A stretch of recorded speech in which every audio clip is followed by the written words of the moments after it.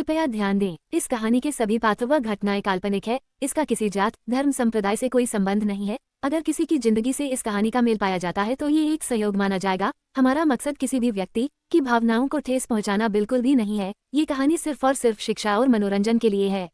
धन्यवाद। कहानी का शीर्षक है 7 दिन की माँ। तो चलिए शुरू करते हैं आज की कहानी।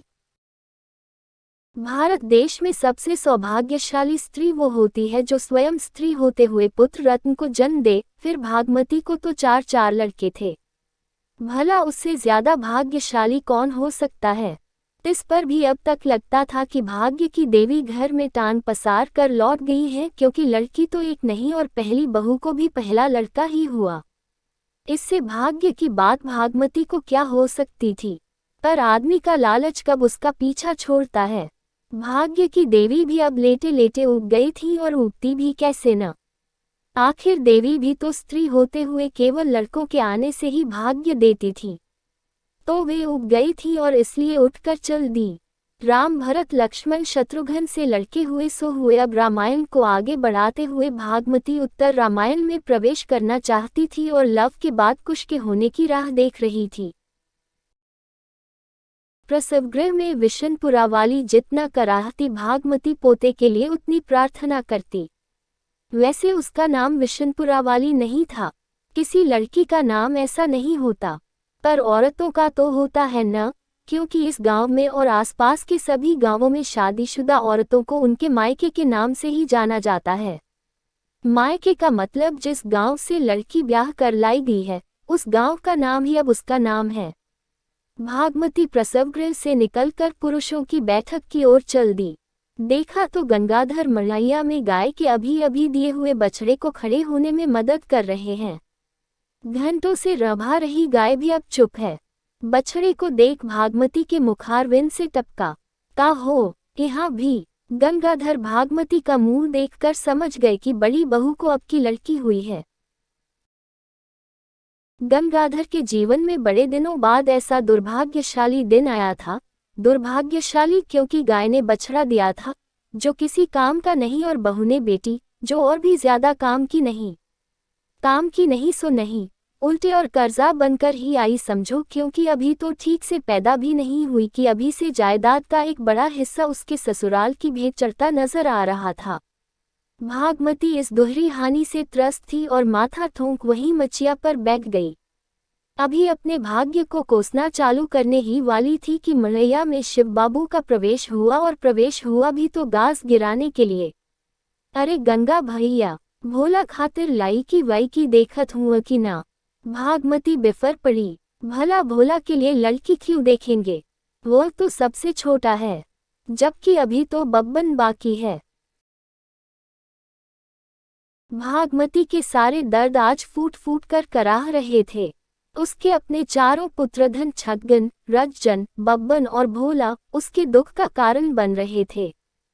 छगन अच्छा खासा चल रहा था एक लड़का पैदा करके, सो आज उसकी विशनपुरा वाली ने लड़की पैदा करके बाजी ही पलट दी। रजन की तो पूछो ही मत, 30 का हो चला है और कुछ ना हुआ उसके। जाने शादी के 8 साल क्या धान कूट रहा है। सब कर मछली लछनपुरी वाली का दोष है। पनौती बनकर घर में आई है, उसर कहीं की। उसकी तो धोखे से शादी हो गई। जिन्हें मालामाल समझकर ब्याह कराया था, कंगाल निकले, क्योंकि ब्याह के समय खुलकर कुछ मांगा नहीं और ब्याह के बाद पता चला कि दे भी ना पाएंगे। सोचा था लड़की को ताने पड़ेंगे तो अपने आप लछनपुर वाले कुछ न कुछ दे जाएंगे, मगर विशनपुरा वाली का उदाहरण दे देकर भागमती थक गई। कुछ न आया, आता कैसे। कुछ हो तो आए। विशनपुरा वालों के यहाँ जो बढ़िया शादी छगन की हुई थी वैसी दोबारा न कर पाए। आज भी विशनपुरा वाले आते हैं तो कुछ न कुछ बढ़िया ही लाते हैं, मगर ही मरे लछनपुर वाले खरे बेशर्म के बेशर्म, भैंस की चमड़ी वाले लड़की को इतना ताना दिया। आते हैं तो भी कोई आवभगत नहीं की जाती, फिर भी कोई असर नहीं। विशनपुरा वालों से कुछ नहीं सीखते। पढ़े लिखे बब्बन को ढूंढे लड़की नहीं मिल रही। जो मिलती है तो घर वाले ठन ठन गोपाल या लड़की ही में कोई दोष, जहाँ कहीं गंगाधर घर दुआर देखकर रिश्ता कर भी आते तो भागमती लड़की देखने जाती और जाते ही उसे ऐसे तौलती जैसे राजा ऑटोमन के बाजार में दास दासियां तौली जाती थी। बेखोट तो कोई लड़की पैदा ही नहीं हुई तो भागमती को मिले कैसे? छगन की शादी में जितना मिला था उससे तो ज्यादा ही मिलना चाहिए। बब्बन की शादी में उसे ज्यादा पढ़ाया लिखाया गया है इसी बात के लिए तो। इसलिए इस बार भागमती तय कर चुकी थी कि धोखा नहीं खाएगी। जो मांगना है मान कर रहेगी, फालतू की अटकलें नहीं लगाएगी। सब कुछ एकदम साफ। भाई जी है सो है, कोई चोरी डकैती तो है नहीं, देना है तो दो वरना दूसरा घर देखो। हक है तभी तो मांग रहे हैं, कोई जोर जबरदस्ती थोड़े न है। करनी है करो वरना रास्ता ना पो। भागमती के इतने सारे दर्द आज एक साथ उमड़ आए थे, पर उसे पता नहीं था कि शिव बाबू और भी तगली गाज गिराने आए थे। भागमती तो समझी थी कि बब्बन की उम्र का ताना मार रहे हैं, पर अपनी रौ में वो क्या जाने की बात कुछ और ही है। सो सारे गम एक साथ गलत करती हुई शिव बाबू पर चीख पड़ी। अरे हाय हाय, टीका कहत हुई, लड़की खोजा था, आज न त कल ब्याह हो ये जाई। शिव बाबू मुस्कुराए। भागमती समझी कि अपने बेटे रतन की शादी पर खूब बैठ रहे हैं, इसलिए मुस्कुरा रहे हैं, जबकि रतन का ही गोया बब्बन अभी भी दहेज के लिए भटक रहा है। उनकी मुस्कुराहट भागमती की खिल्ली उड़ा रही थी, मगर तीन तीन बेटियों वाले शिव बाबू का पलड़ा अभी भी हल्का ही था। एक रतन की शादी करा देने से भारी नहीं हो गया, यही सोचकर दूल्हा ढूंढने का ताना मार दिया। आप तो अब बैलन का जोड़ी ढूंढी। ओहो 3 ठो। अरे भौजी काहे खुनसात हुई, हम तो 3 ठो खोजबे करब। तो हर छुट्टी भइल बब्बन बो ढूंढला से। भागमती को करारा झटका लगा। पिछले कई महीनों से आसपास के गांवों में पकड़ुआ ब्याह की जो घटनाएं हो रही थी उसके बारे में भागमती सुनती तो रोज थी, मगर कभी ध्यान नहीं दिया। उसे क्या पता था कि जिस बेटे को सबसे होनहार दूल्हे की उपाधि देकर उसने गर्व से दूल्हों के बाजार में उतारा था, वो बेमोल पकड़ुआ ब्याह की भेंट चढ़ जाएगा। शिव बाबू जो गाज गिराने आए थे गिरा के चलते बने, मगर भागमती जो टूटकर गिरी तो फिर न संभली। दिन भर दादी ने कुछ नहीं खाया। छोटन को थाली लेकर जबरदस्ती दादी को खिलाने में लगा था। लच्छनपुर वाली सब जानती थी। लच्छनपुर वाली, हाँ उसको भागमती तो लच्छनपुर वाली ही बुलाती थी, मगर अभी भी उसका पति उसे शांता ही बुलाता है। कभी कभी तो चंचला भी बुला देता था, क्योंकि शांत तो वो बिल्कुल नहीं थी। इसी बात की चिढ़ भागमती को भी थी कि भला इतना क्या प्रेम है इस लड़के को कि सीधा नाम से ही पुकार लेता है। जोरू का गुलाम कहीं का, और नहीं तो क्या, पत्नी से प्रेम का सीधा अर्थ जोरू का गुलाम ही तो होता है, वरना पत्नी प्रेम करने के लिए थोड़े न होती है।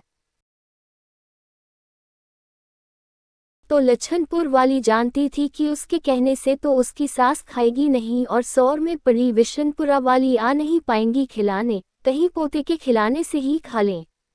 इसलिए छोटनकू को ही समझा बुझाकर भागमती के पास भेजा उसने।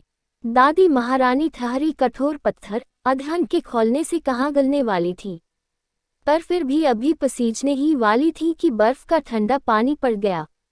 दरवाजे पर बब्बन मुंह लटकाकर अपनी दुल्हन के साथ खड़ा था। भागमती कहाँ मानने वाली थी, झंक कर उठी और ऐसे बोली जैसे कोई बिजली की नंगी तार छूकर बोल रहा हो। अकेले आई है, ... दरवाजा दे मारा। भागमती जो थाली खाने भी वाली थी वह नहीं खाए। उसी थाली को उठाकर शांता ने रसोई में ढक दिया और ढंक कर जैसे ही मुड़ी कि उसका सिर घूम गया। चक्कर से आने लगे और दरवाजा का पल्ला धरकर झूल गई। झूलती झूलती धम से गिर पड़ी। शांता को अकेले सारा काम करने की आदत नहीं थी, मगर विशनपुरा वाली के प्रसव ने अचानक ही उसके माथे पूरा घर भर का काम दे मारा था। सौर में विशनपुरा वाली के बगल में बैठी दाई ने वहीं से शांता को गिरते देख लिया और उसकी ओर लपकी। उठाकर बिठाया और पानी वानी दिया। तब तक शोर सुनकर भागमती भी कमरे से निकल आई कि आज के दिन बस धरती या आसमान का फटना बाकी है, कहीं वही तो नहीं हो गया। जब भागमती घटनास्थल पर पहुंची तो उसने देखा न आसमान फटा न धरती ही, बल्कि दाई उसे देखकर बेतहाशा मुस्कुरा रही थी। वह जितना मुस्कुरा रही थी भागमती को मन ही मन उतनी ही खींच बर रही थी। बुड़बक को किस बात की खुशी है जो दांत चियार रही है। लड़का पैदा होता तो खांची भरकर पहनने ओढ़ने खाने को मिलता, अभी किस बात की खुशी मना रही है, वो भी लच्छनपुर वाली के गिरने पर। ये लच्छनपुर वाली भी एक ही बम्मड़ है, हाथ पैर तोड़ लेगी तो घर का काम करने के लिए क्या इसके मायके वाले आएंगे। पर दाई ने मुस्कुराते हुए भागमती के जागे भाग्य की सूचना दी। लक्ष्मी का गोढ़ा तोहार नतिनी के काहे का भइल, 8 बरस का ऊसर कोख फूट पड़ल। लच्छनपुर वाली शांता शर्म से गड़ गई। भागमती के चेहरे पर अगले कुछ पलों में ही कई रंग आए और गए। पहले तो उसे बात समझ नहीं आई कि दाई किस जमीन की बात कर रही है। फिर जीवन के सारे अनुभवों को दिमाग में निचोड़ा तो जाना कि औरत भी तो जमीन होती है जिस पर लड़के उगते हैं, और 8 बरस से कुछ न उगाने वाली तो लच्छनपुर वाली ही है। फिर उसे तनिक खुशी हुई और होंठ के कोरे खींच गए कि विशनपुरा वाली ने आज जो नुकसान कर डाला है, शायद भाग्य की देवी आज उसकी भरपाई का मौका दे रही है। आज शुक्रवार भी है, लक्ष्मी जी का दिन। उसकी खुशी बिजली से भी कम समय के लिए चमकी, क्योंकि अचानक उसे ख्याल हो आया कि वह तो दोनों मियाँ बीबी पर कड़ी निगरानी रखती थी। फिर कैसे? लेकिन हो भी सकता है। रज्जन तो है ही मऊगा मेहरारू के पल्लू से बंधा, जोरू का गुलाम लखेद लखेद के कितना भगाओ आंगन से, फिर परिकल कुकुर की तरह आंगन में ही घूमता नजर आ जाता है। और पूरे गांव में भला कौन है ऐसा जो अपनी मेहरारू को नाम से बुलाता है? भला कहो तो काश विशनपुरा वाली की तरह लच्छनपुर वाली के मायके वालों ने भी कुछ हाथ गरम किया होता शादी में, तो भागमती के हर क्रोध का भागी नहीं बनती शांता, और विशनपुरा वाली शान से तो नहीं रहती मगर कम से कम शांति से तो रहती है। ताने भी नहीं सुनाती भागमती, उसे सुनाएगी भी कैसे? अपना मन, तन, जीवन और सबसे बड़ी बात धन जो लगा दिया है इस घर को संवारने में, उसने उसके घर वाले दे सकते थे और दिया भी, औकात से बढ़कर दिया। मगर लच्छनपुर वाली के घर वालों की औकात छोड़ो, ये कौन सोचता है कि क्यों नहीं दे सके। दिखता तो बस यही है न कि नहीं दिया। औकात हो या नहीं हो, नहीं दिया बस। तो भागमती के चेहरे पर कुछ देर के लिए मायूसी छा गई कि उसकी कड़ी निगरानी विफल हो गई। उसके कड़े अनुशासन में कैसे इन मियाँ बीबी ने सेंध लगा दी। भले ही इन मियाँ बीबी में मियाँ उसका अपना बेटा रहा हो। इस मायूसी ने भी भागमती के चेहरे पर स्थायी भाव नहीं लिया। यह भाव पलटकर शंका का भाव चेहरे पर उभर आया। कहीं दाई से गलती तो नहीं हुई है? भला उसे कैसे पता कि सच में नहीं नहीं, दाई धोखा नहीं खा सकती, यह तो उसका बरसों पुराना काम है। भागमती ने दाई के चेहरे को ध्यान से देखा, जैसे उसे समझ ही न आ रहा हो कि वह कह क्या रही है। उसका दिनों दिन बढ़ती झुर्रियों वाला चेहरा देखा, उसके झुर्रियाते हाथ देखे जो कुछ 1 साल में निष्प्राण हो जाएंगे। बुढ़ापा आने के साथ साथ यह दाई भी बौराने लगी है। इसे कुछ समझ नहीं आ रहा है, कुछ भी आया बाया बक रही है। पता नहीं सौर का काम भी ठीक से कर पा रही है आजकल या नहीं। लड़के की जगह पेट से लड़की निकाल दे रही है। अंततः भागमती ने शांता का लजाता चेहरा देखा और उससे उसकी लाली बर्दाश्त नहीं हुई। उसने मान लिया कि दाई की बात का विश्वास नहीं किया जा सकता। दाई को दपक कर बोली, पगला गईली का रे। दाई को घोर अपमान महसूस हुआ। आज तक कभी नहीं हुआ कि किसी के गर्भवती होने की सूचना देने पर उसे पागल की उपाधि दी गई हो। लोगों ने तो इस खबर पर क्या क्या नहीं लुटाया है, और वह भी 8 साल तक शादीशुदा रहने के बाद जो गर्भ ठहरा हो तो उसकी सूचना पर उसे इनाम मिलना चाहिए था। मगर इनाम मिला तो ये पागल, तू ही पगलायल बाड़ू, तो हर कुल खानदान पागल। भागमती और उसके खानदान को कोसती और बड़बड़ाती हुई दाएं आंगन पाकर घर से बाहर हो गई और कसम ली कि अब इस घर में ना घुसेगी। जहां उसकी गरज नहीं, वहां से उसे भी कोई नाता नहीं। पर जाते जाते भागमती के मन में किरीना तो छोड़ ही गई। आखिर बिना डॉक्टर को दिखाए कैसे पता चले? बाहर दाई ऐसा हो हल्ला मचाती गई कि घर में तो घर में, मोहल्ले तक में सबको बात पता चल गई। दाई की बात को भागमती न माने, ठीक है, पर डॉक्टर को दिखाना तो चाहिए। घर के सभी सदस्यों ने जोर दिया तो उसे डॉक्टर के पास भेजने के लिए मानना ही पड़ा। उसकी इससे भी बड़ी समस्या यह थी कि लछनपुर वाली को अस्पताल भेजे तो भेजे किसके साथ? भोला शहर में पढ़ रहा है, बब्बन तो ब्याह करके बिला गए, भसुर के साथ भेज नहीं सकती और रज्जन के साथ शांता को देखकर तो रंगों में अधहन खोलने लगता है। सुलगे हुए चूल्हे जैसा बनाकर भागमती ने दोनों मियाँ बीवी को साथ अस्पताल जाने की इजाजत तो दे दी, मगर शांता को झूमता देख भागमती के दिल में भरसाई झोंकने जितना धुआं उठ रहा था। अस्पताल की बेंच पर बैठे दोनों रेडियोलॉजिस्ट के बुलाने का इंतजार कर रहे थे और याद कर रहे थे कि 5-6 हफ्ते पहले ही तो माई गांव में किसी के घर सत्यनारायण कथा सुनने गई थी और भौजी को भी साथ ले गई थी ताकि भौजी को सत्यनारायण भगवान के आशीर्वाद से लड़का ही हो। लड़का होता तो हमारे घर भी कथा होती। लेकिन खैर, इससे एक चीज हुई कि उस दिन रज्जन को शांता घर में अकेली मिल गई थी। यह जरूर उस सत्यनारायण कथा का प्रताप है, वरना मौका कहाँ मिलता था। माई भी तो ऐसी कड़क थी कि पूजा से लौटते ही घर भर में रज्जन को खोजने लगी, मगर अपना ही कमरा खोजना भूल गई। हे, रज्जन अभी मन ही मन उसी दिन को याद कर हंस रहा था कि शांता का नंबर आ गया। रेडियोलॉजिस्ट ने अपना काम खत्म किया तो वह बिस्तर से उठकर कंप्यूटर की स्क्रीन देखने लगी।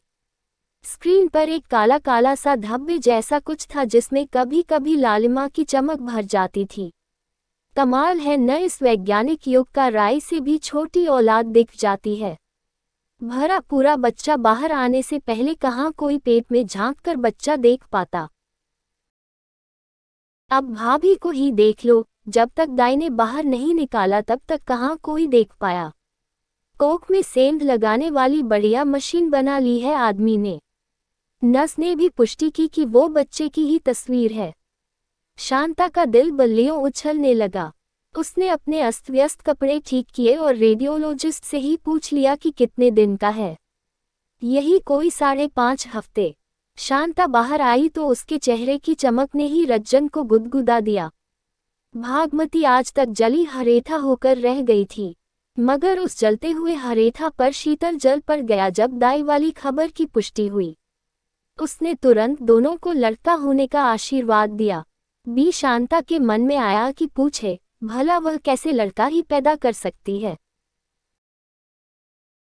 आम उगाने से आम होता है और केला उगाने से केला, मगर लड़का कैसे उगता है ये तो भागमती ही बता सकती है कि जाने क्या खाकर 4 लड़का ही पैदा की है। खैर, इस तरह का सवाल कर शांता अपने जीवन में पहली बार आई इन खुशियों को आग नहीं लगा सकती। आखिर उसकी सास ने पहली बार इतने मान से उसके सर पर हाथ धरा और विशनपुरा वाली तो अक्सर गले से लगाती है, आज भी लगा लिया। शांता इतनी खुश है कि चिड़िया सी फुदकती घर के सारे काम करती जा रही है। विशनपुरा वाली को भी नहीं करने दे रही। भागमती भी सोच रही है कि चलो कभी तो घर के सारे काम वह भी कर लिया करे। विशनपुरा वाली ने हुज्जत की तो भी शांता नहीं मानी। लेकिन वो भी तो 2 बच्चों की माँ ठहरी। उसे चिंता सताने लगी, एक होने वाली माँ की। जब शांता नहीं मानी तो उसने हिम्मत जुटाकर पहली बार मुंह खोला और भागमती से कहा कि उसका इतना ज्यादा काम करना ठीक नहीं है। भागमती की भौहें तंग गई कि इस गाय बाछी के मुंह में भी जबान आ गई। ये मुझे बताएगी कि क्या ठीक है और क्या नहीं। मुझे नहीं दिख रहा क्या कुछ। तुम कर भुड़क दिया, तू ना करत रह लू। विशनपुरा वाली को आगे बोलते नहीं बना कि हाँ मैं तो करती थी, मगर मुझे तो आदत भी थी। उसे कहाँ आदत है इतना काम करने की, पर बोल न सकी। आखिर वही हुआ जिसका विशनपुरा वाली को डर था। शुक्रवार की रात थी। थोड़ा बहुत खून तो शांता को बहुत पहले से बह रहा था, मगर उस रात पेट में ऐंठन और दर्द के साथ ज्यादा ही बह गया तो उसे खुल के बताना ही पड़ा। थोड़ा बहुत खून तो शांता को बहुत पहले से बह रहा था, मगर उस रात पेट में ऐंठन और दर्द के साथ ज्यादा ही बह गया तो उसे खुल के बताना ही पड़ा। दाई ने आने से मना कर दिया और फिर अस्पताल का ही सहारा लेना पड़ा। अगले दिन फिर रज्जन और शांता उसी बेंच पर बैठे रेडियोलॉजिस्ट के बुलाने का इंतजार कर रहे थे और याद कर रहे थे कि पिछले हफ्ते कितने खुशी खुशी वे यहाँ से लौटे थे। भगवान करे कि आज फिर ऐसा ही हो। तरह तरह की मन्नतों से दोनों का सिर भर गया। रेडियोलॉजिस्ट ने अपना काम खत्म किया तो वह बिस्तर से उठकर कंप्यूटर की स्क्रीन देखने लगी। 7 दिन पहले ऐसे ही स्क्रीन पर एक काला काला धब्बा सा था जो अब दिखाई नहीं पड़ रहा था।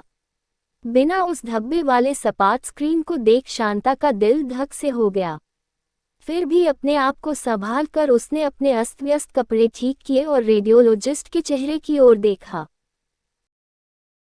रेडियोलॉजिस्ट उससे आंखें चुरा रहा था। उसने उसे आंखें चुराने का मौका देते हुए स्क्रीन की ओर देखकर कहा, डॉक्टर ई कंप्यूटर में का देख ली आप? रेडियोलॉजिस्ट इस सवाल से बचने की कोशिश कर रहा था और चाहता था कि जो बताना है डॉक्टर ही इन्हें बताए, पर शांता को अपनी शंकाओं का समाधान जल्द से जल्द चाहिए था। रेडियोलॉजिस्ट ने फिर ना नुकुर की तो शांता ने अपनी कांपती हुई उंगली को स्क्रीन की ओर दिखाकर और गोल गोल घुमाकर अपनी शंका जता ही दी। पिछली बार में एक ठो करिया करिया धब्बा जईसन रहे। इस भोलेपन से मांगे गए उत्तर से रेडियोलॉजिस्ट के गले में कुछ अटक सा गया। उसकी हिम्मत नहीं हुई शांता को सीधे मुंह कुछ कहने की। आपके साथ कोई और भी है? रज्जन को भी सोनोग्राफी वाले कमरे में बुला लिया गया। उसने रज्जन को तन्मयता से बताया कि फिलहाल शांता के पेट में कुछ नहीं है। अगर कुछ रहा होगा तो वह अब गिर चुका है और साफ हो चुका है। उन्हें चाहिए कि आगे की कार्रवाई के लिए डॉक्टर से जाकर मिलें। रेडियोलॉजिस्ट चला गया। दोनों कमरे से बाहर आकर एकदम स्तब्ध से बेंच पर बैठे रहे और रिपोर्ट आने का इंतजार करने लगे ताकि वे रिपोर्ट लेकर डॉक्टर से मिल सके और डॉक्टर बता सके कि कुछ नहीं हुआ है बल्कि रिपोर्ट में ही कुछ खराबी है। सोनोग्राफी की रिपोर्ट देखते ही डॉक्टर के माथे पर बल पड़ गए। वैसे तो डॉक्टर रोज ही ऐसे केस देखता था। रोज ही उसे मरीजों को बताना पड़ता था कि अब उनके पेट का बच्चा नहीं रहा। फिर भी मरीजों की प्रतिक्रिया का अनुमान लगाकर उसके माथे पर बल पड़ ही जाते थे, क्योंकि कब कोई रोना चीखना चिल्लाना शुरू कर दे पता नहीं। फिर कोई न भी रोए चिल्लाए, डक तो सबको होता ही है। डॉक्टर के माथे पर पड़े एक एक बल से शांता और रज्जन के माथ पर सैकड़ों बल पड़ गए। सच्चाई तो रेडियोलॉजिस्ट उन्हें बता ही चुका था, पर वे मानने को तैयार नहीं थे। डॉक्टर के चिंतित चेहरे ने उन्हें मानने पर मजबूर कर दिया। अब तो डॉक्टर का कुछ बोलना न बोलना बराबर था। फिर भी बताना तो पड़ेगा। शांता के पीड़ादायी चेहरे को एक बार देखकर डॉक्टर ने अपनी नज़र रज्जन की ओर घुमा ली। मुझे अफसोस है, मगर कैसे साहब, कौनो कारण त होई। डॉक्टर रिपोर्ट में दिए पति का नाम पढ़कर फिर उससे मुखातिब हुए। नहीं राजेंद्र, कोई कारण हो भी सकता है और नहीं भी। ऐसी चीजें बस हो जाती हैं, कुछ किया नहीं जा सकता। डॉक्टर के इतना भर कह देने से कि कुछ किया नहीं जा सकता, दोनों ने मान लिया कि अब कुछ नहीं किया जा सकता। दोनों के चेहरे से पीड़ा बह निकली, मगर आंसू नहीं निकले। एक दूसरे को हौसला देने के लिए दोनों ही ने अपने आंसू थाम रखे। आज तो रज्जन उसे चंचला भी नहीं कह सकता था, क्योंकि आज वो सच में शांता थी, शांता देवी। आप बस कुछ दिन ख्याल रखिए इनका, और जल्द ही खून गिरना बंद न हो तो वापस आइएगा। डीएनसी करनी पड़ सकती है। एक बार और चेकअप तो करना ही पड़ेगा। अगले हफ्ते दोनों बाहर आ गए। घर लौटने की हिम्मत नहीं हो रही थी तो वहीं मरीजों के बीच बेंच पर बैठ गए। बेंच पर बैठे बैठे ही दोनों ने गम गलत किया। बाएं हाथ से बेंच थामे और दाएं हाथ को शांता के घुटने पर रखकर रज्जन अस्पताल के खंभे को निरंतर ताक रहा था कि शांता ने कहना शुरू किया, रोहन भैया याद हवुआ। रोहन रज्जन के मौसेरे भाई थे जो पिछली गर्मियों में ट्रेन से कटकर मर गए थे। रज्जन से छोटे थे पर पढ़े लिखे कुछ ज्यादा थे। शादी भी नहीं हुई थी उनकी। रज्जन की मौसी ने बड़ी जिद से उन्हें पढ़ाया लिखाया था और गोबर गोइंठा से दूर ही रखा था। शांता आगे बोली, मौसी केतना रोअली। रज्जन अभी भी दूर देख रहा था उसकी और नहीं पर सुन सब कुछ रहा था, सुनने से ज्यादा समझ रहा था। समझ रहा था कि वो अपना गम छोटा करने के लिए एक बड़े गम की लकीर खींच रही है। बता रही है कि कैसे कोई पाला पोसा पढ़ाया लिखाया बच्चा खो देता है। हमने तो अनदेखा अनजाना बच्चा खोया है, इतना बुरा भी नहीं खे। दोनों के मुंह दूसरी ओर थे, मगर रज्जन के दाएं हाथ पर गिरी एक बूंद ने बता दिया कि बुरा तो है और इतना ही बुरा है। उसने शांता की ओर नहीं देखा, देखना भी नहीं चाहता था। जानता था कि ये कहाँ से गिरी और नहीं चाहता था कि शांता के अपने आप को मजबूत करने के प्रयासों के बीच आए। वो जानता था कि हाथ पर बूंद क्यों गिरी और गिरती भी कैसे नहीं। 7 दिन से जो माँ बनी फिर रही थी तो माँ ही। दोस्तों, आपका इस कहानी के बारे में क्या कहना है? कमेंट में अपनी राय का इजहार जरूर करें। वीडियो को लाइक कर दीजिए और इसी तरह की कहानियां लगातार देखने और सुनने के लिए चैनल को सब्सक्राइब करके घंटी को दबाकर ऑल पर सेट कर लीजिए ताकि आने वाली वीडियो का नोटिफिकेशन आपके पास तुरंत पहुंचे। मैं मिलती हूं आपसे अगली वीडियो में, तब तक के लिए धन्यवाद।